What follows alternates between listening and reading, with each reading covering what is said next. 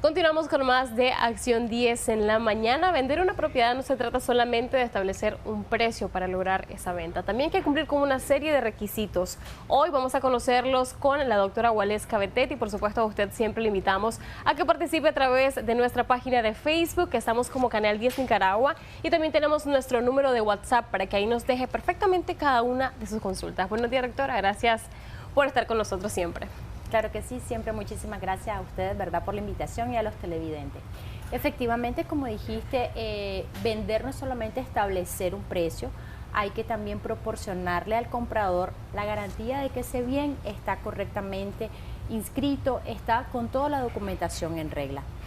Lo más recomendable siempre es guiarse a través de un abogado para proporcionar los documentos, porque el comprador también va a estar asistido también por un especialista para que pueda solicitar esa documentación.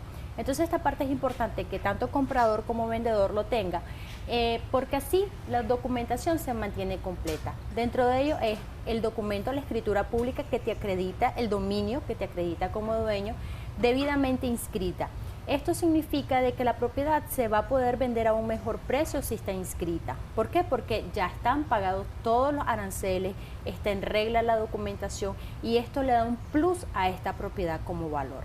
Asimismo, el certificado catastral, la libertad de gravamen que se tramita en el registro de la propiedad, que garantiza que ese bien inmueble no está hipotecado, dado con algún tipo de institución o algún documento privado que se haya realizado. Igualmente una historia registral, así como también se le va a solicitar que esté la solvencia municipal y la solvencia de los cargos básicos. Esta parte es importante, no es un requisito para inscribir, pero es una garantía de que estoy vendiendo un bien sin que tenga alguna deuda, sin que arrastre algún tipo de impuesto, de deudas que tenga, como es el agua, la luz, lo que son los cargos básicos. ¿Cómo nosotros como compradores verificamos que efectivamente esta propiedad esté debidamente inscrita en el caso de que el vendedor te diga sí, está inscrita? Existe un documento que es en la parte dependiendo de cuándo hayan hecho eso, las escrituras que son de vieja data, por decirlo así, tienen una parte al final de la escritura, aparece está inscrita bajo el número de finca tal, asiento tal, y da la referencia de la numeración.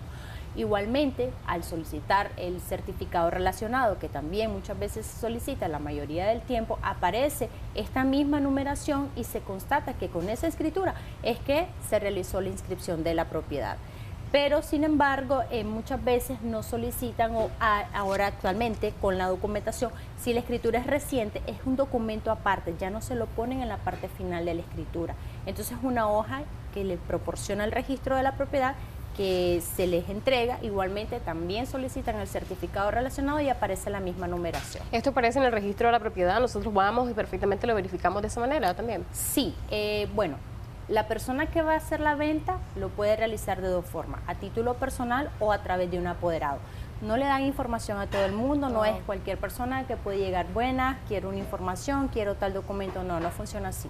Tiene que ser a través de un poder o tiene que ser la persona personalmente, valga la redundancia, realizar el trámite. En el caso de los gravámenes, nosotros porque es importante que como compradores realmente estemos verificando de que efectivamente no esté bajo un caso de embargo, un caso de hipoteca, algún crédito, por ejemplo. Sí, esa es la libertad de gravamen. Esto es bastante parecido como con los vehículos. Está la circulación y en la parte de atrás aparece un gravamen.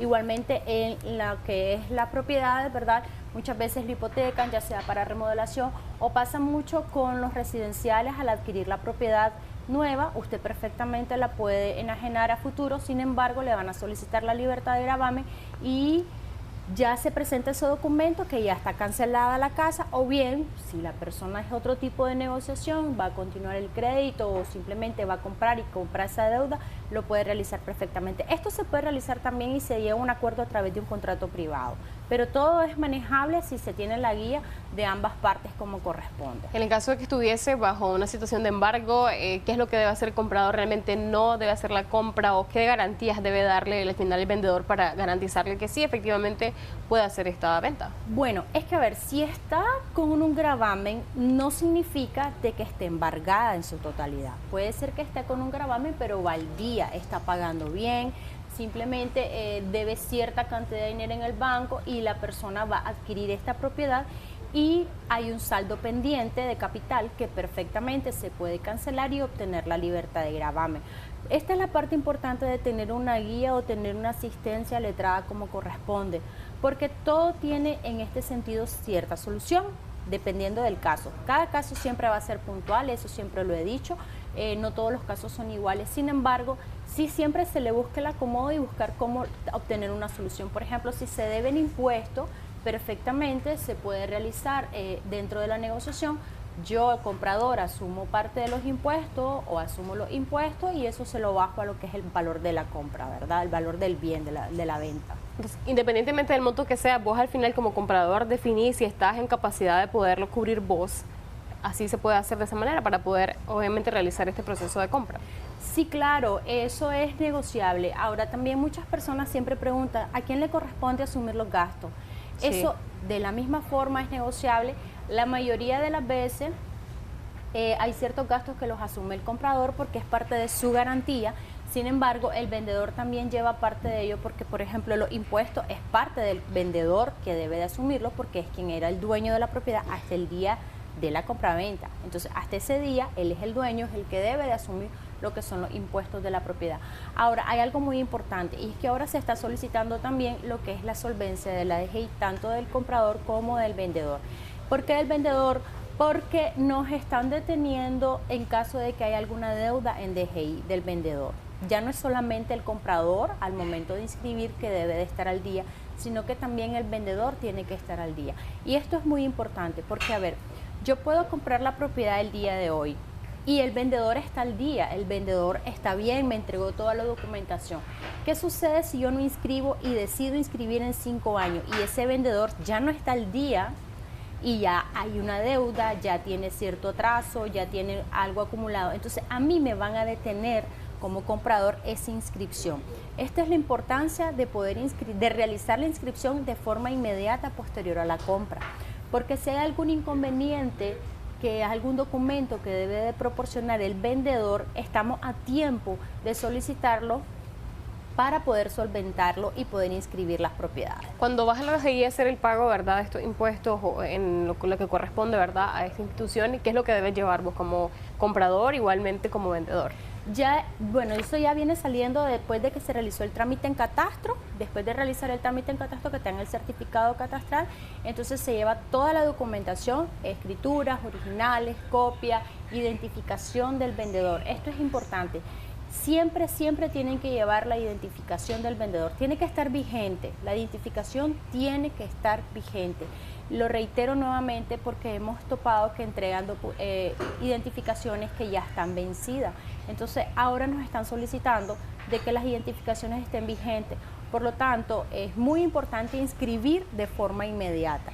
Entonces en DGI revisan la documentación y brindan el monto, ¿verdad?, que se debe de cancelar, se hace la cancelación en el banco, posteriormente en registro igual se hace otro pago diferente y ya esperar solamente el tiempo que corresponde para que ya salga el nuevo número de finca o el cambio de asiento, dependiendo del caso. En el caso, por ejemplo, de que nosotros, ¿verdad?, se nos heredó un terreno que forma parte de una manzana, ¿cómo hacemos nosotros si ese espacio que se nos heredó a nosotros queremos venderlo? ¿Qué necesitamos, requisitos nosotros debemos presentarle al comprador para efectivamente poder realizar este trato? En este sentido es exactamente lo mismo. La misma documentación, porque bien, yo heredé a través de un testamento o de una declaratoria. No es solamente inscribir el testamento o inscribir lo que es la declaratoria. Se tiene que terminar todo el proceso de inscripción de la propiedad.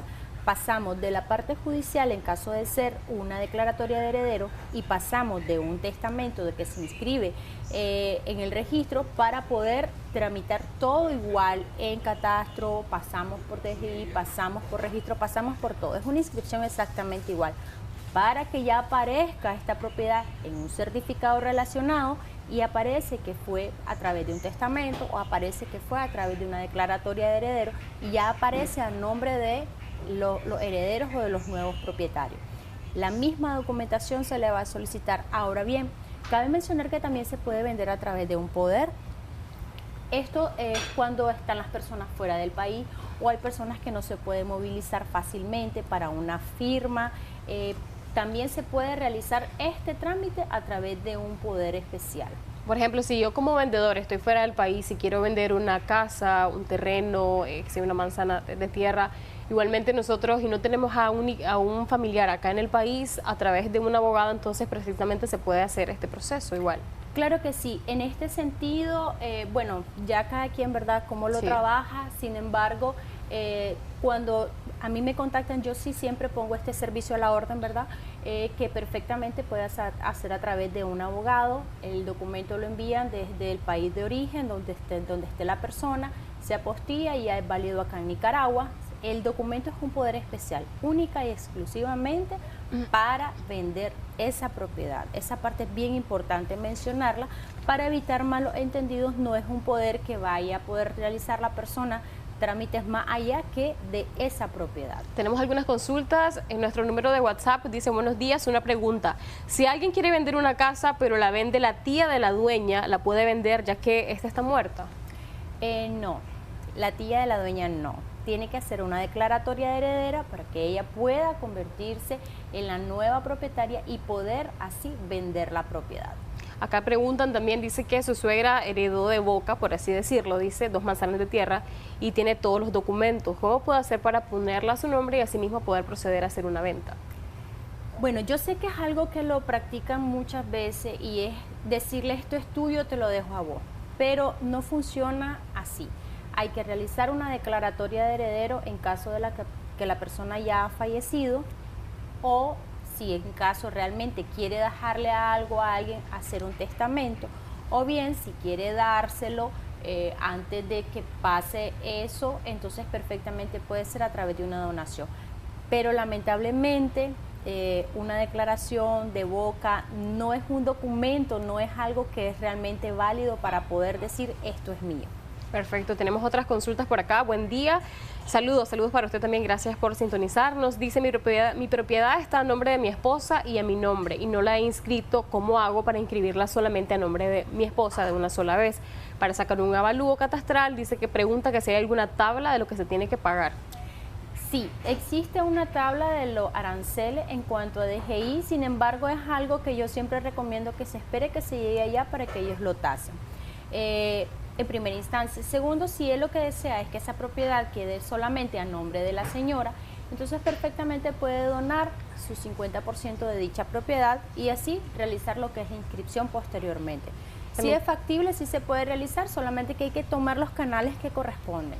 El proceso para que esto al final logre sí, para que quede bien. Yo sé que muchas veces uno dice que es engorroso, que es tardado, pero recordemos que esto es garantizar una propiedad, es garantizar su patrimonio.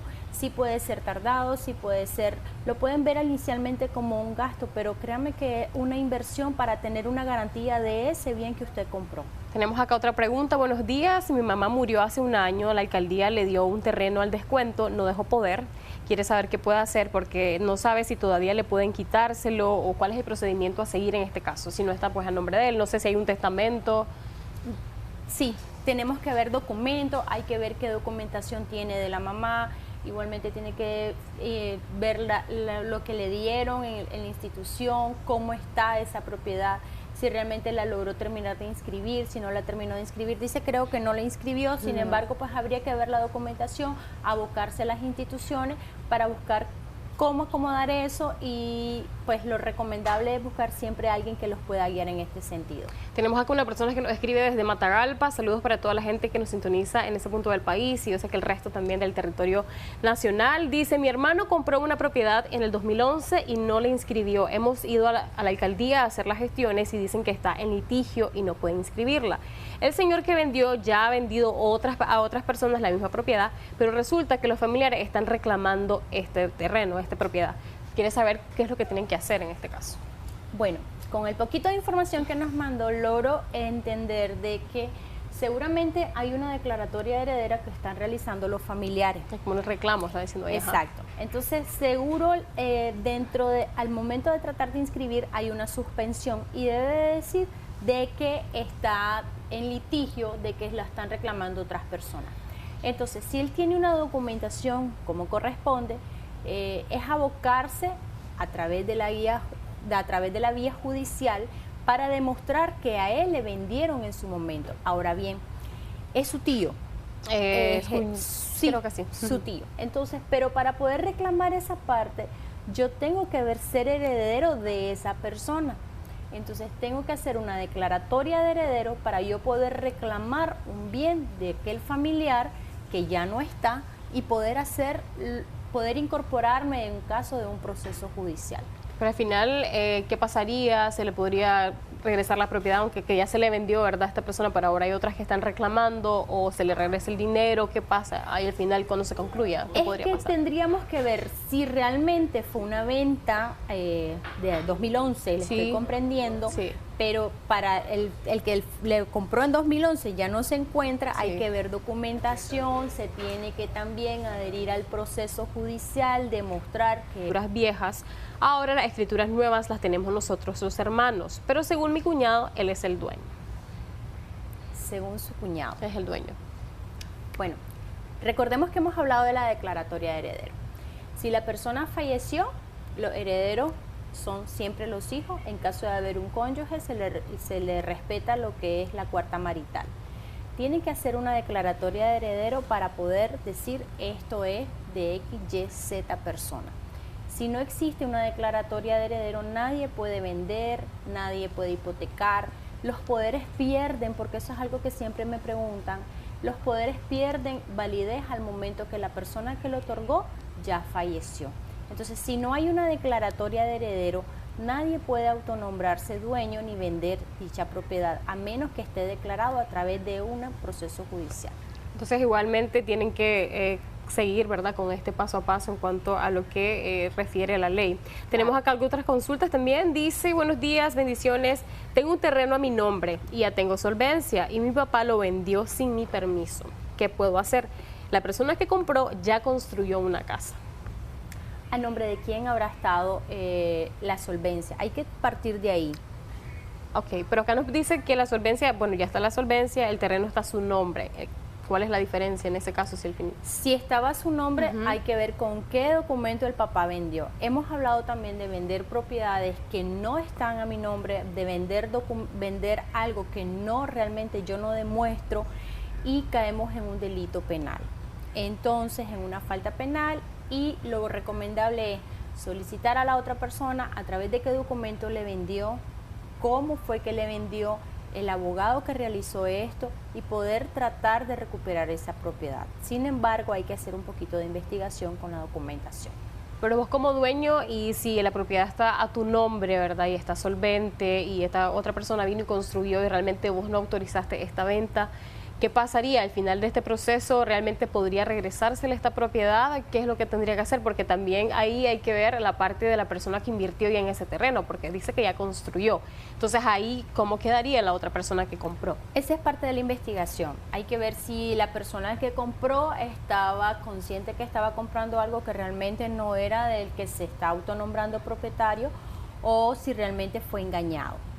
Y hay que realizar la denuncia, porque la persona que vendió sin autorización con una propiedad que no es de él, que posiblemente estoy especulando, ¿verdad? Sí. Pudo haber vendido a través de un poder que realmente no autorizó el propietario, y tendría que poner la denuncia en la Policía Nacional. Ok, acá nos dice, esta persona dice que la solvencia está a su nombre y que su papá dice que no sabe de qué manera vino y estableció esta venta.